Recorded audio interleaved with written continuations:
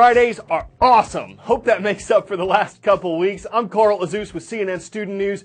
First up, what's being described as a major political reversal for U.S. President Barack Obama. He announced yesterday there'd be another delay in the withdrawal of U.S. troops from the Middle Eastern country of Afghanistan. President Obama had originally pledged to have all U.S. troops out by the time he left office. The conflict there started in October 2001 under then-President George W. Bush. It became the longest in history for the American military. Its current cost is estimated at $14.6 billion per year. President Obama restated that the formal U.S. combat mission in Afghanistan is over, but that American troops are still needed to support the Afghan military. Afghan leaders welcomed the news, saying it strengthens the relationship between the U.S. and Afghanistan. But critics say it just puts off the issue for the next president to deal with. The bottom line is, in key areas of the country, the security situation is still very fragile, and in some places, there's risk of deterioration. The administration had sought to end U.S. involvement in the 14-year war that began less than 1 month after the 9/11 attacks. The plan had been to cut dramatically the number of troops next year. Now, the 9,800 troops will remain through most or all of 2016, dropping to 5,500 in 2017. The Afghan security forces' uneven performance in this fighting season also underscores that their shortfalls will persist well beyond this year. The country remains fragile. The Taliban, in a surprise attack last month, seized Kunduz, a major city in Afghanistan. In the fight to push the Taliban back, a U.S. airstrike hit a hospital, killing doctors and patients. And just last weekend, U.S. forces participated in a huge raid on an al-Qaeda training site. While touted as a success, it shows extremists are still operating there. The four-star commander of U.S. forces in Afghanistan had made clear he was not ready for a quick drawdown. Some Republican presidential candidates want more troops. President Obama's decision, not the final word. I suspect that we will continue to evaluate this going forward, as will the next president. And as conditions improve, we'll be in a position to make further adjustments. Despite a recent nuclear deal between Iran and 6 other countries led by the U.S., American officials say tensions have actually increased between leaders in Tehran and Washington. There have been Iranian threats against Israel, a U.S. ally that strongly opposed the nuclear deal. There's the issue of Americans still being held in Iran that we told you about this week.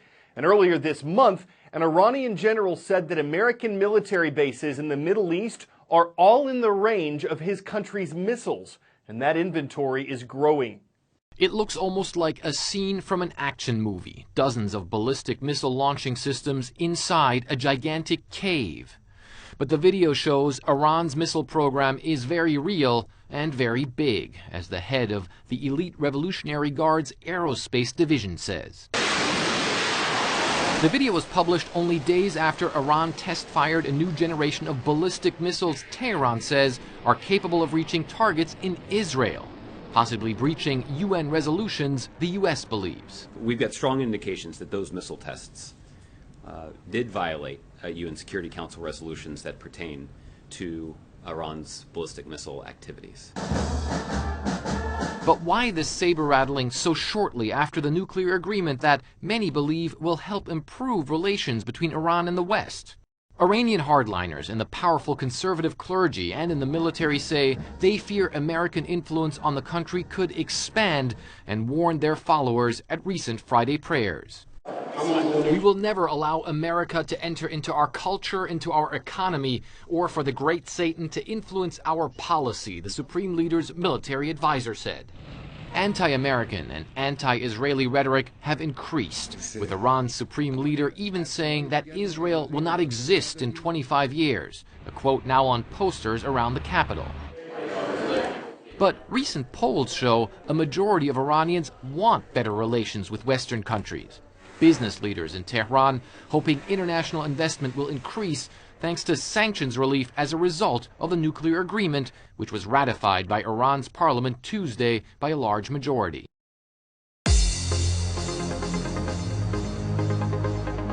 Well, it's time to take roll from Southeast Asia to Southeast Pennsylvania. We'll start with the island nation of Singapore. Hello and thank you for watching at Stanford American International School. Next, to the historic town of Moorfield, West Virginia. It's great to see the Yellow Jackets today at Moorfield Middle School. And in another historic place, now talking about Philadelphia, Pennsylvania, John W. Hallahan Catholic Girls High School is on the roll, the home of Mickey Mouse. Three-dimensional printing has been around for a few decades. When you think of its home uses, you might have heard of people 3D printing everything from plastic measuring cups to plastic smartphone cases. But as this technology advances and prints with advanced materials like chemicals, metal alloys, or cell tissue, its medical potential takes on a whole new dimension. A 3D printer might one day save your life. At least that's what universities, hospitals, and labs are betting on. Welcome to the world of 3D printed organs. It sounds crazy, maybe even made up, but the technology is closer than you think. Instead of ink, a startup called Organovo uses human cells to print liver tissue for studies that could fine-tune clinical drug trials. Scientists at Harvard have reportedly printed hollow tissue structures to build the beginnings of blood vessels. And doctors at the University of Michigan have developed and surgically inserted 3D printed tracheal devices. Now, this is just the beginning. The ultimate goal is to create a fully functional organ, a thumping heart, or a self-inflating lung. It's a development that could solve the problem of long waiting lists for organ transplants. By using a patient's own cells, there's also the hope that bioprinted organs could lower the risk of a patient's body rejecting a transplant. But not everyone is in favor of these advancements. Critics question the technology's rapid development and quality control. Limits in printing technology can also restrict the sizes of objects from being too big or too small. And in the lab, printers can clog up, just like the one you have in your home office. Unlike toner cartridges, human cells have a relatively short shelf life. Now, in the end, many believe that a fully functioning organ, we're talking a complex network of vessels, nerves, cells, is still decades away. So for now, organs on demand will have to wait. But in the meantime, hospitals, labs, and universities across the country will keep their printers set for success, one layer at a time.